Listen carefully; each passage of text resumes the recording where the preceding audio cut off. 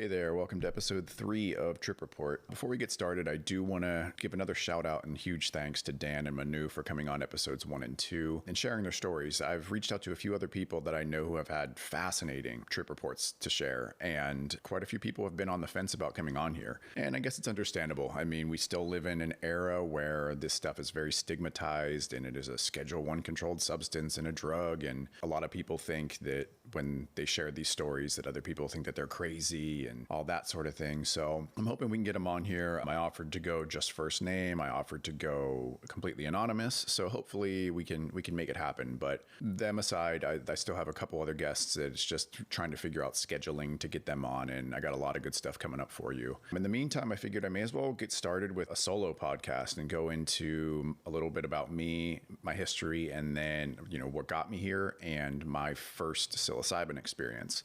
So we'll just kick it off with that. My name is Sean. I'm a Marine veteran. I served from 2003 to 2008. In that time frame, I did 2 Iraq deployments, and I was honorably discharged in 2008. I did a couple years reservist after that. I think a lot of that is what kind of steered me in the direction or put me on the path to going here, and why I have so much interest in working with the veteran population with these things. It was around 2009, 2010 that I received an official diagnosis of having PTSD. But prior to that, following the Iraq deployments, you do post-deployment health assessments, just some paperwork to kind of assess your mental health afterwards. And I think back to a couple of the questions on there, and I think that was what was my initial trigger to let me know something was off. One of the questions was, did you see dead bodies? Checked yes. And then it was like, which of the following? And it was friendly, other military members, enemy combatants, enemy friendly, women, children, whatever. And from my time in Fallujah, I checked yes to every single box there. And then further on down the form, there was another question that was something along the lines of, do you have little or no interest in activities that used to bring you joy?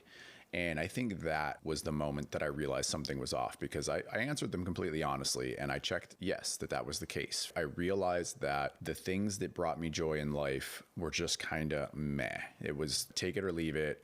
And I got to a point where I didn't really have many highs in life anymore. So by checking those answers on those questionnaires, I had to do a follow-up screening with the corpsman for, mental health evaluation. And he didn't really have anything to say about it. And I didn't do a further screening beyond that. Like I said, honorably discharged 2008, and it was probably 2009, 2010 that I started to notice that things were not the way that they should be, or that, I wasn't like the average person.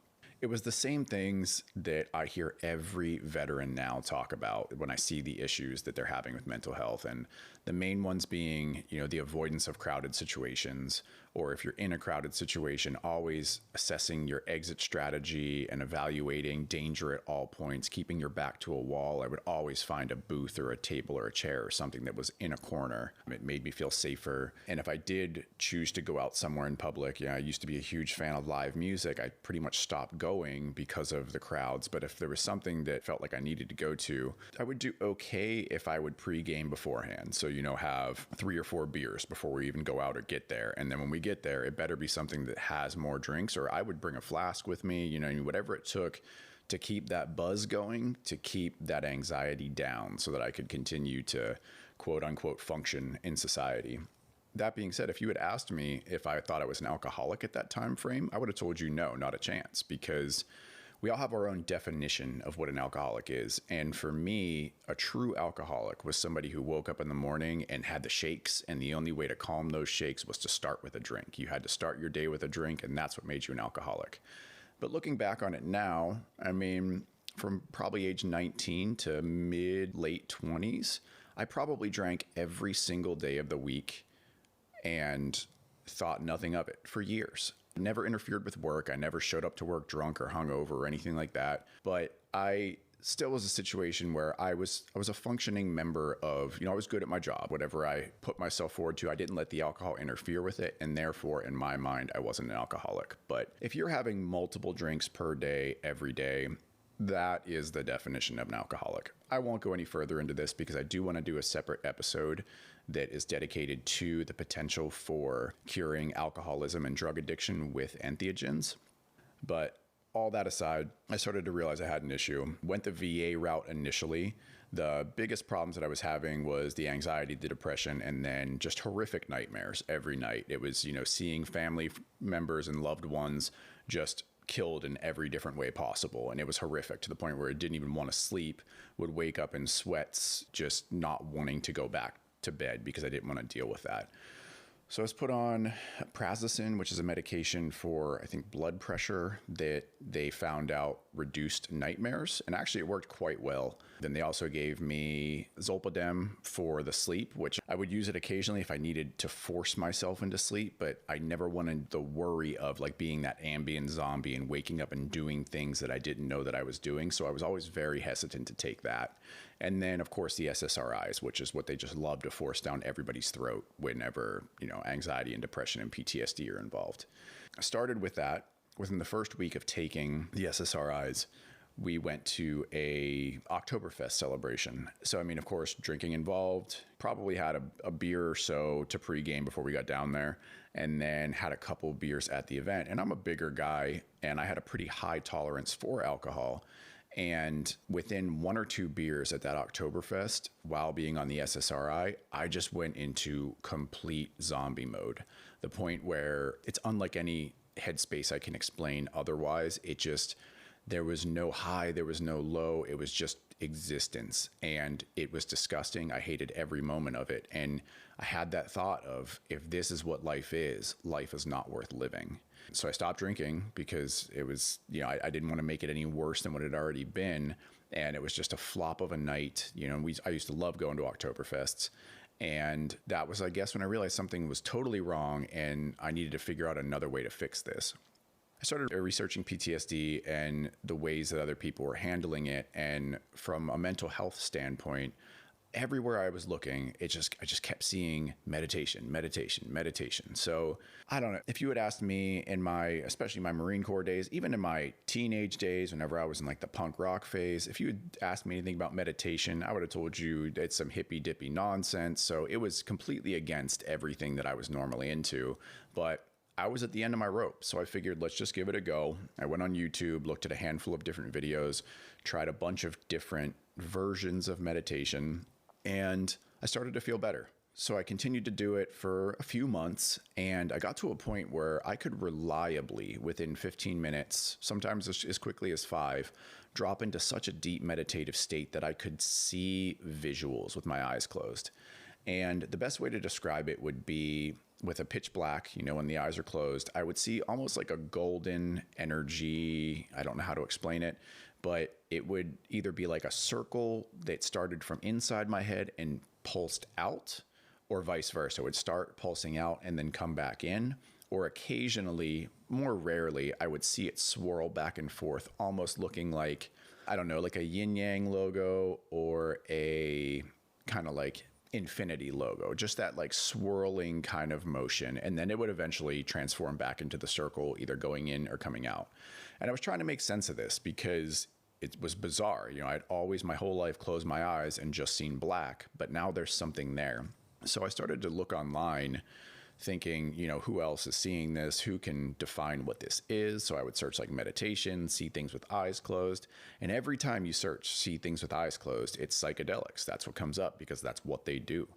So that was the first time that I started to think a little more seriously about it, because I was born and raised in a very Catholic family, went to church every Sunday up until I left for boot camp.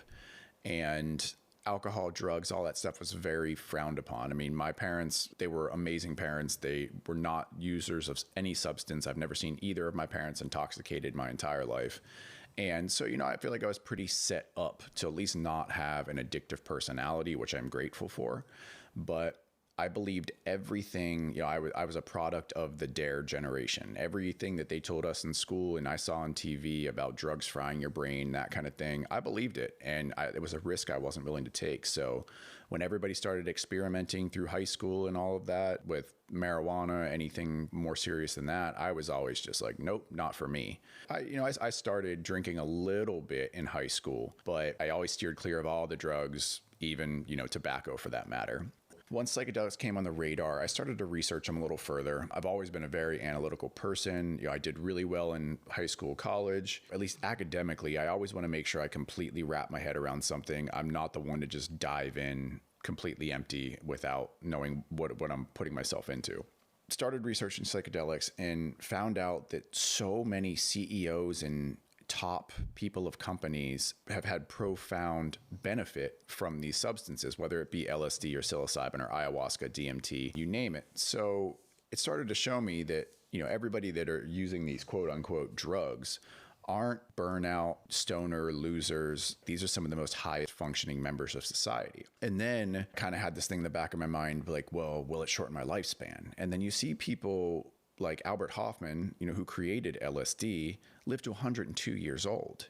So that clearly didn't stop his lifespan. And then, I see all these other guys that were the leaders of the psychedelic renaissance through the 60s and 70s, and many of them are still alive and kicking and sharp as a tack. So these things clearly don't fry your brain the way that so many the scaremongering places claim that they do. So that gave me some more interest in it, and a little bit, made me feel a little more comfortable with the idea of taking them. So the next set of research became, which is the safest psychedelic to use?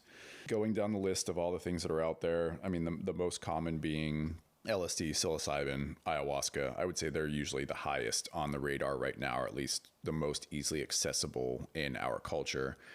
And I was always weirded out by chemical drugs. So anything that was synthesized in a lab with LSD, I was worried about getting something pure. Ayahuasca it was on the radar, but it kind of turned me away because I was worried about the vomiting aspect of it. And at least from a safety perspective, psilocybin was really at the top of my list, because as far as I've found in my research, they haven't even developed an LD50 for this drug to show how dangerous it is, because there's really no overdosing potential on it. I mean, you can eat 100 grams of mushrooms, which will probably send you to a different planet for hours on end, but you'll get back to this body and you're going to be okay. The body itself will not die. So to me, it was like, okay, psilocybin is the starting point. So from that point that I decided I'm going to do this, I probably did another 6 months or so of research just to be sure that this is the one that I want to go for. In that time frame, again, watching every podcast, reading a handful of books, just going through everything I can to really feel confident and comfortable going into this space. One of the resources that I had was, Joe Rogan and his group of people, because they talk about psychedelics a lot. And Ari Shaffir, another comedian, had what he calls Shroom Fest every year. And it's a day or a weekend where they try to get as many people around the world to take mushrooms at once for like a collective trip kind of situation. And he had what he called a Shroom Fest primer, which you can probably still find online. And he talks through all of the basics of taking mushrooms. And it's actually done pretty well. One of the things in there, because I still didn't have a source for this, because the crew that I would hang out with were not in this realm. It was mainly a lot of veterans who also were not doing drugs because of urinalysis and all that kind of thing. So in his Shroom Fest primer, it said, find your biggest pothead friend and they can get you mushrooms, most likely. So I did just that, found my biggest pothead of a friend and said, hey, I'm interested in taking mushrooms. Like, do you know if we can get any from anywhere? And he was super excited. He was like, what do you mean? Because I wasn't the type of person to do any of this. I was known as that like straight lace. I only drink. I don't mess with anything else. And he was like, hell yeah, we'll get you some. He was like, well, I know a buddy up in Santa Barbara that grows them. So I said, cool, let's go up to Santa Barbara. We were in the car the next day. We head up there, get to the guy's apartment. He opens up a pressure cooker, and the pressure cooker is full to the brim with dried mushrooms. And, I've never seen quote unquote drugs in my life other than pot. So I was like a little bit nervous, like, oh, okay, well, this guy's got drugs. We're buying drugs right now. This is illegal. And he was like, what do you want? How much do you want? And I was like, just give me $100 worth. And like, it's amusing to look back now. I don't know weights. I don't know costs. I just said, here's $100. Give me that many mushrooms. So get a bag of mushrooms. If I look back at it now, it's probably like a little bit over a quarter. It definitely paid too much and they were super weak, but we'll get into that. So come home, and I probably had them for another 2 months, just like on the edge. At least I had the source now, but I still was like building up the courage to take them because, you know, although a lot of people had very good experiences, there's still that potential of a bad trip. And I didn't really know what I was getting into. So finally, a few months go by and I'm like, okay, this weekend's going to be it. It's going to happen. At the time, my ex-wife was down in Mexico training horses. So I went through the whole process of getting them ready. And the first experience, I had heard that a tea was one of the best ways to do it. So I brewed some green tea, put the mushrooms in there, and then I had heard that lemon juice will accelerate the onset. So I put some of that in. And then I heard people talk about how the mushrooms can give you some nausea. So I put some ginger in there to help with nausea.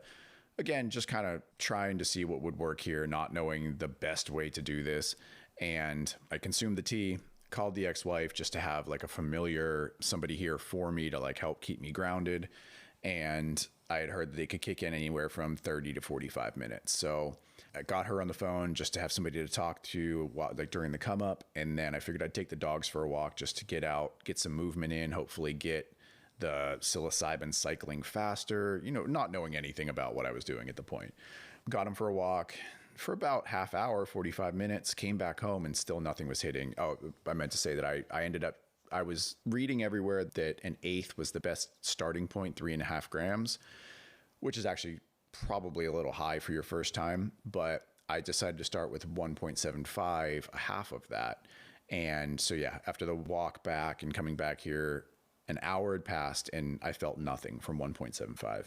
So I did the other 1.75 to bring it to a full 3.5. And then within about 10 minutes, I started to have the onset of symptoms. So still talking to her to keep myself kind of grounded. I came and sat on the couch, put on The Office, and started to watch through an episode of that. And there was a point where it was Steve Carell talking to the camera, and then the background behind his face almost looked like it just wiped away. It was like where there should have been picture, it just kind of wiped to a gray. And I guess I went silent on the phone because she was like, "Are you okay?" And I was like, "I think it might be starting to hit." And she said, "Okay, well, you know, good luck with everything. You know, I hope for the best. Let me know if you need anything." I was like, "All right, cool." So hung up with her, and then I'm still kind of starting to bug out because I'm like, okay, this is working now. My brain is quote unquote hallucinating, and it clicked. It was like, okay, yeah, you're supposed to have music. That's what you need to do. So I closed out the TV, pulled up Spotify, put on a playlist that I'd been putting together for this moment over the past month. And it was like it was a lot of like EDM stuff, but kind of very mild, more chill EDM. So I put that on, and that was the moment that I realized how unbelievable music sounds when you're in this elevated state. I mean, the music was like in my head and I was in the music and part of it. And that whole synesthesia thing was going on. And the screensaver that was on my computer, I'll try to make it the background for this episode if I can find it. But it was like 3 golden pyramids in golden sand with a dark night sky with a golden moon in there.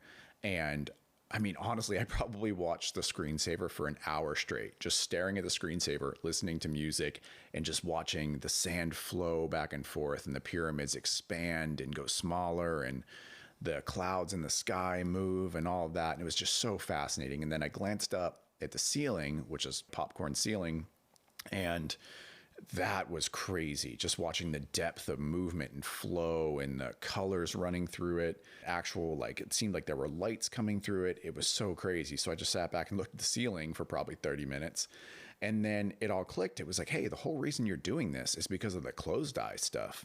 So I was like, okay, it's time to close eyes. So laid back on the couch, shut my eyes, and was just transported through worlds of the most bizarre but interesting, colorful patterns and beings. And I mean, you can't put it to words, and I'm not good enough of an artist to put it on paper and show what I saw. And it was just unbelievable to just have this infinite amount of worlds and imagery and colors that I hadn't seen before. And, you know, with that music sounding so unbelievable, almost like the music was driving the visuals that I was seeing. You know, if the music went a little bit deeper or darker, the visuals went there. If it got brighter and happier, the visuals got brighter and happier. And it became this sort of like interactive music video that was better than any music video I've ever seen in my entire life. It was more entertaining than any movie I've ever seen. Yeah, it was just unbelievable. So you probably had sat there with my eyes closed for an hour or so, got up to use the restroom, and then I'd heard, oh yeah, people say go outside. Like nature is the place to be when you're on these things. So I was like, cool, let's go in the backyard. It was a cooler night. So I went in the bedroom, threw a hoodie and a beanie on. And as soon as those hit my body, it was like somebody wrapped me with the warmest, most comfortable blanket. Just those materials touching my skin and bringing the warmth in, like you're extra tuned in to the temperature around you when you're elevated on these substances. So that little bit of warmth felt like, a heated blanket, and it felt so good. So I went back in the backyard, all cozy, bundled up, sat in my chair and looked up at the sky. And it was probably full moon-ish because although it was, the night sky, the clouds were somewhat illuminated. You could see some stars, but, not as crazy as like new moon stars. And so I was just watching the clouds, and it was so cool to watch the clouds move and transform and do their thing. And there was colors running through them and what looked like electricity running through them. And then it got to a point where they started to become things, like the same way as, similar to like when you're a kid and you look at the clouds and you're like, do you see that in the clouds? But it was a little more pronounced than that. And the first visual that I saw was very much like Mufasa in The Lion King. It was like a big lion head, and through that lion head was all the colors and electricity flowing, and it was just super fascinating. And then that whatever song that was ended, it faded out, and then the lion kind of faded away. And then the next song to pick up and come in was Leonard Skinner's Freebird. And as soon as Freebird started coming on, that cloud started to shift and transform again and became this giant phoenix in the sky, like the most beautiful thing. And through this phoenix was mainly like red and pink and purple running up through this big bird, and electricity running through it again. And I mean, Freebird in itself is just normally a long song, but when you're under the influence of psilocybin, it was like a 4-hour long epic saga that I was going through. And just watching it was just so unbelievable. And as it was going on and on, what I realized was my cheeks were soaked. And then like, I had been crying quite a bit. And then when I paid attention to it, it was just tears straight flowing out of my eyes. And they weren't happy tears and they weren't sad tears. It was just tears that needed to come out. And what I realized at that moment was we live in a society where you're not allowed to, or it's discouraged to show emotion. So it was, I couldn't even tell you the last time that I like legitimately cried, maybe 10 years old. I don't know. But it's, for the majority of my teenager to adult life, it was suck it up, bury it. And so what those tears were just essentially 19 years of jammed up tears that needed to come out. And it felt good just to like let them flow and get them out.